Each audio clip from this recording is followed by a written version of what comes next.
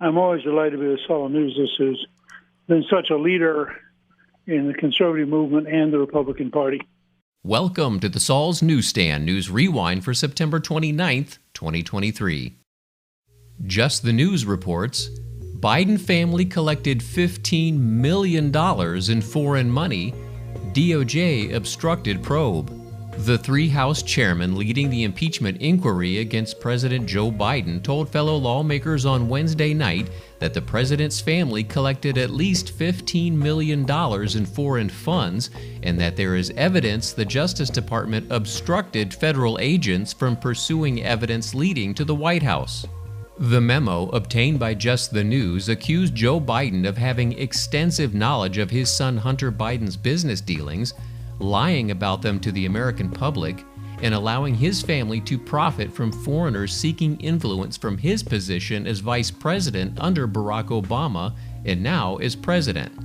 The memo said congressional investigators have tracked bank records showing $24 million in foreign funds flowed to Hunter Biden's businesses and those of his associates between 2014 and 2018, with $15 million of that ending up in the accounts of Biden family members or their businesses. The memo also stated that one ground for the impeachment inquiry was evidence from the IRS and FBI whistleblowers about interference in the probe. You can read the full memo by clicking on the link in the description below. Red State reports, economic realities show failures of Bidenomics.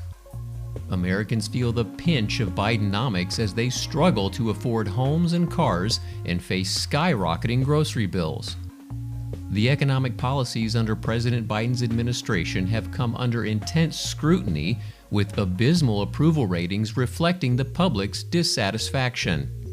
President Biden's handling of the economy has hit a new low in the wake of persistent worries about inflation. According to the ABC News Washington Post survey, his approval rating on economic matters has plummeted to an all-time low of 30%, marking the lowest point of his presidency.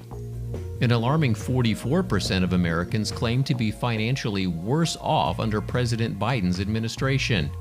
This marks the highest levels of dissatisfaction since 1986 in ABC Post polls.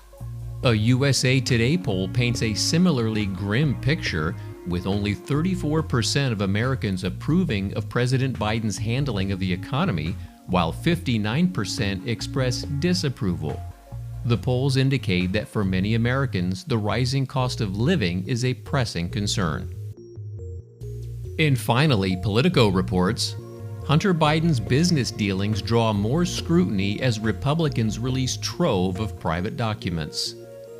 Republican members of the House Ways and Means Committee released more than 700 pages of IRS whistleblower documents on Wednesday, providing ample evidence for the newly launched House GOP impeachment inquiry against President Joe Biden that will center on his son Hunter Biden's foreign business dealings.